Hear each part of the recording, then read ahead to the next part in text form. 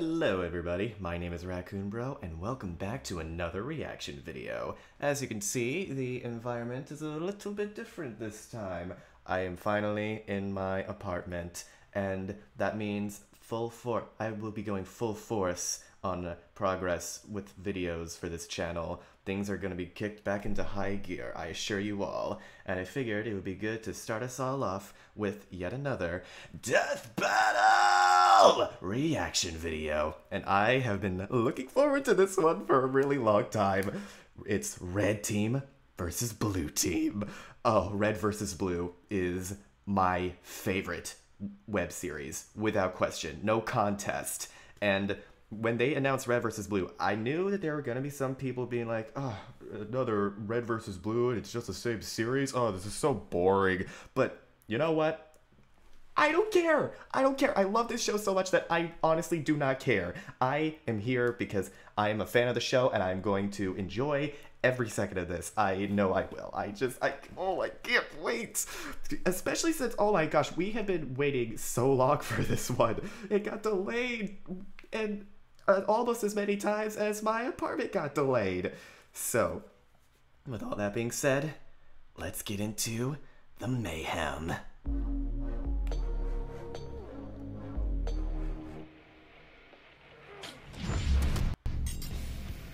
Edison versus Tesla, Coke versus Pepsi, Goku versus Superman. Rivalries have lasted nearly 2 decades or spawned epic battles. You're really gonna reference that old number? Like our second favorite web series, Red versus Blue. Nice. It's the Red Team, even though most of them don't actually wear red. And the Blue Team, their perpetual ocean-colored rivals. For this battle, we'll be bringing these two groups back to where it all started. Blood To gold. find out what would have happened if they had stopped dicking around and actually just fought for real. Just a note, we will be locking any artificial intelligence characters within their primary bodies, since they're generally invincible unless they stumble into an EMP. You mean an imp? What? He's Wiz and I'm Boomstick. And it's our job to analyze their weapons, armor, and... That's the shit I'm talking about. Like, only Red versus Blue fans are gonna get that joke. It's just so Red versus Blue, man. By the way, I should also mention that I rewatched a bunch of the show in preparation for this, and it still holds up. My gosh, everything is perfect except for season 16. But you know, we don't talk about that one. and skills to find out who would win a death battle.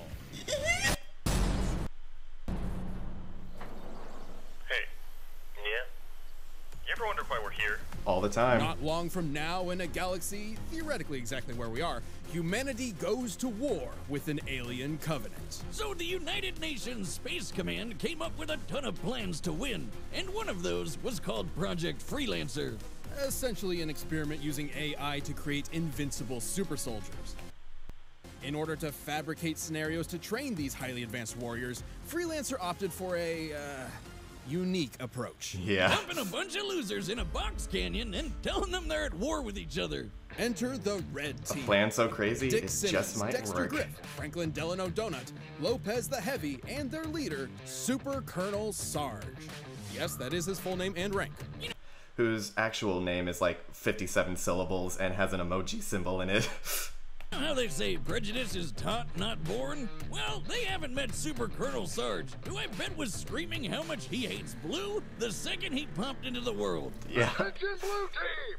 This is the Red Team! We are You're here here to destroy you! The long reign of being the shittiest team around is about to come to a sudden and cataclysmic end! Once an orbital drop shock trooper, Sarge was unfortunately discharged after developing a fear of heights, only to be picked up by Project Freelancer to achieve his dream. Lead the glorious Reds against the dirty Blues. Oh man, he's great. He seems like the kind of guy you could just have a catch with. Sure.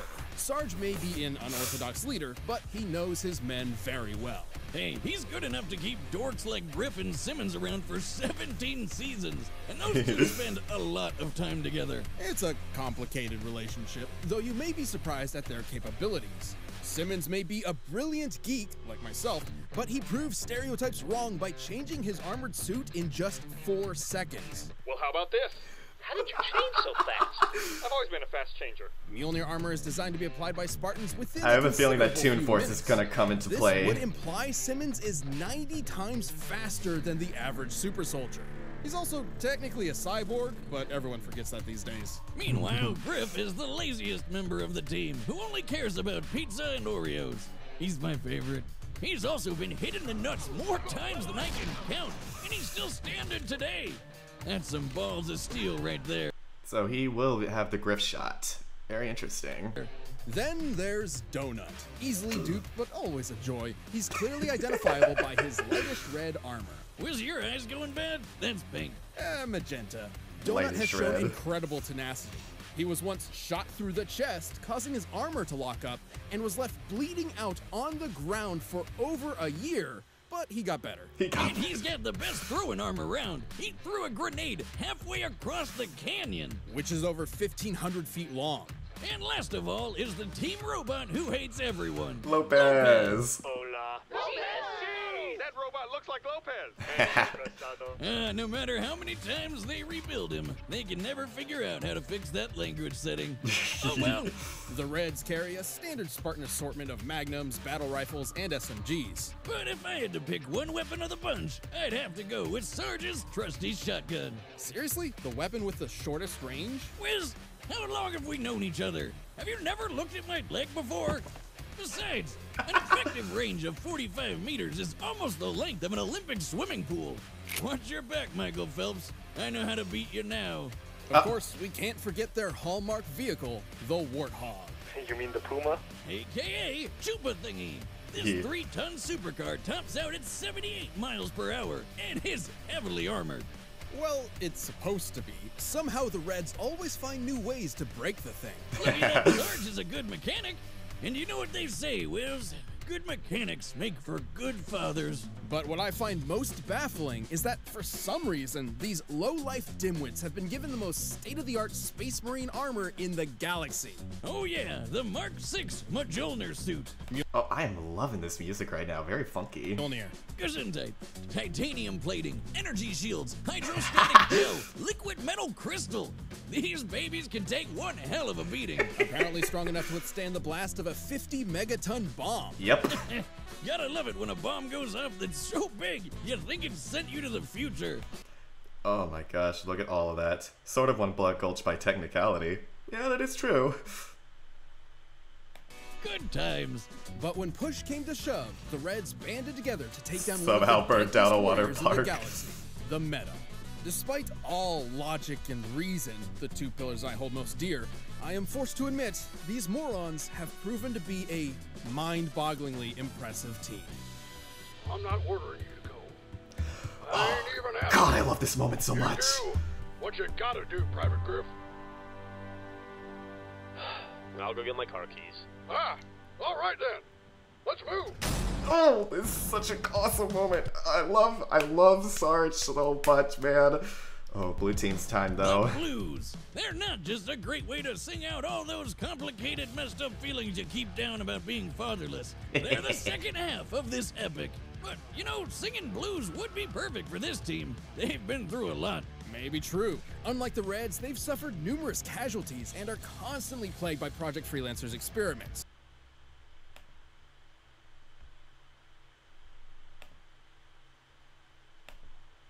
You know how they were experimenting with AI? They could only get one, an alpha based on the project's director. Shit went down and they had to hide the alpha where nobody would ever find it. Apparently, this box canyon in the middle of nowhere seemed the perfect fit. This is Blue Team. Leonard Church, Lavernius Tucker, I love how no matter what, in every single Halo game, there's always gotta be a box canyon. Agent Texas, Sheila, who is a living tank, and Caboose. After losing their original captain to a, deadly allergy incident, Church Hush, reluctantly stepped up to be the Blue Team's unofficial leader. Spoiler alert, he's the secret alpha AI.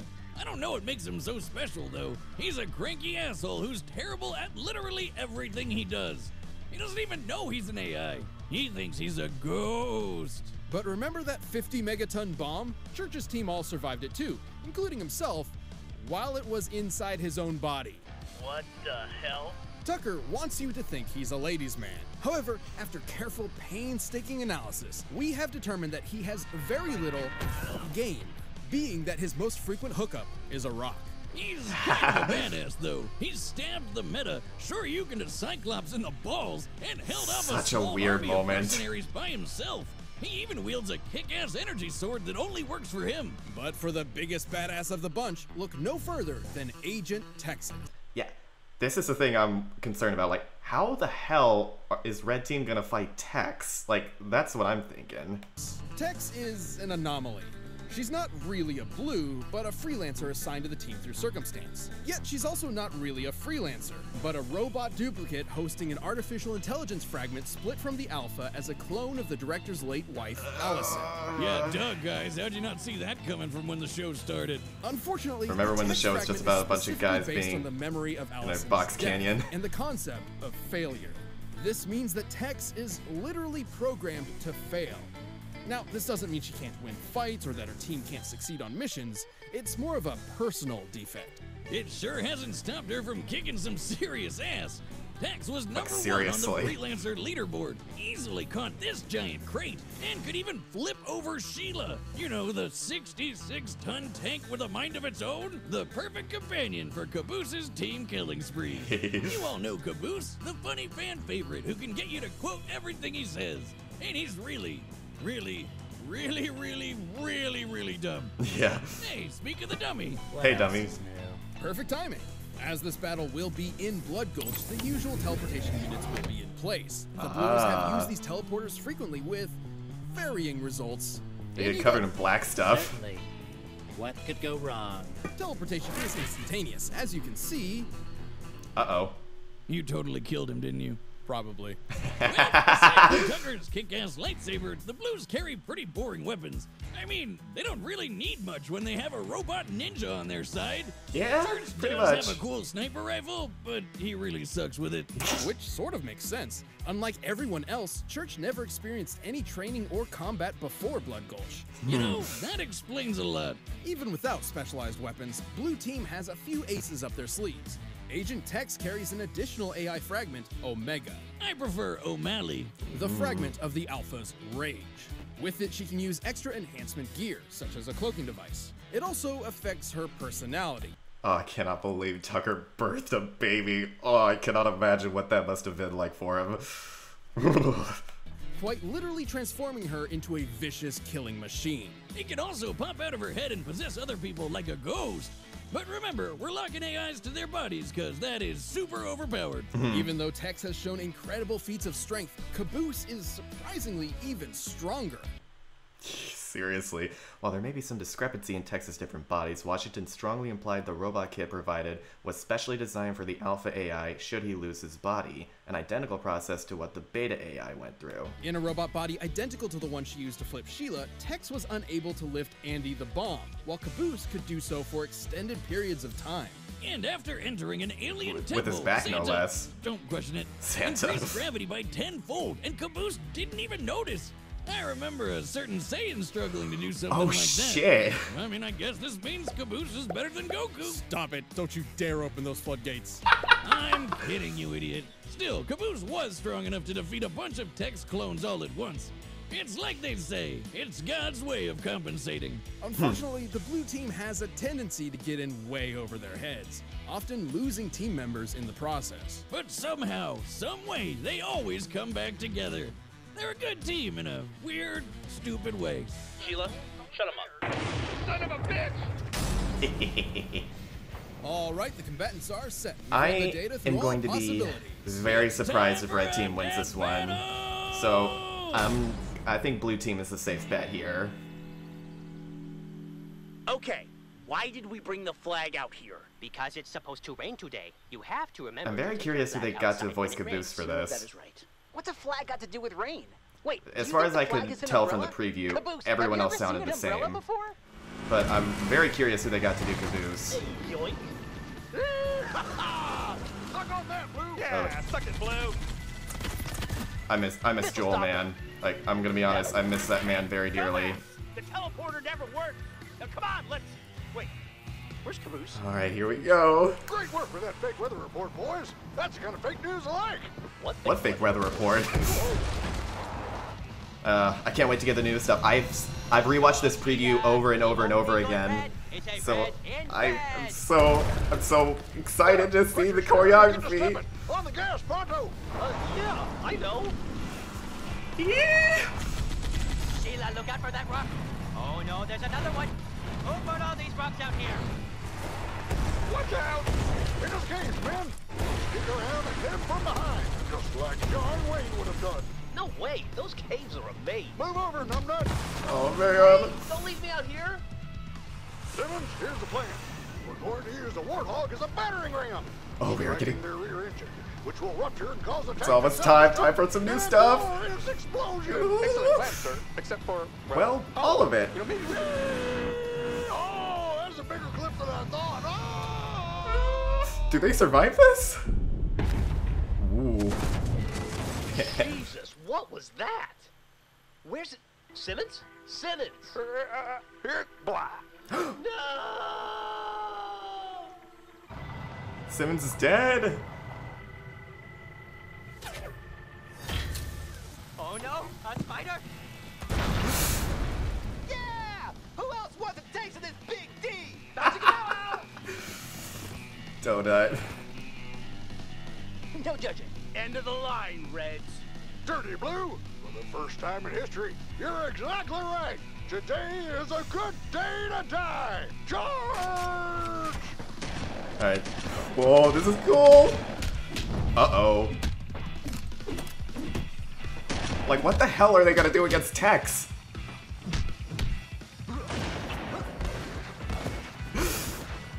Hit.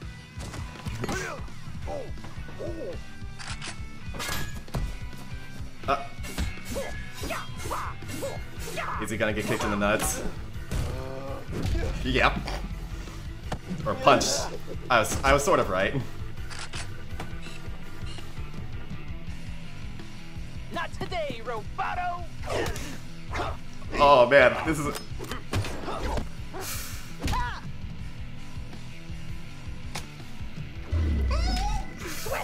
Idiota, no tienes oportunidad contra mí porque yo soy el López al pasado. Uh-oh. Oh, that was good. Mierda. I've never hit a lady. Good thing you're no lady. Oh. Estar atento. Church, how do I help? Just stay there, Caboose. Help! Help by not helping. Uh-oh. God damn it, this rifle is busted. Help has arrived! Oh no. No! Oh shit! X! Tucker did it.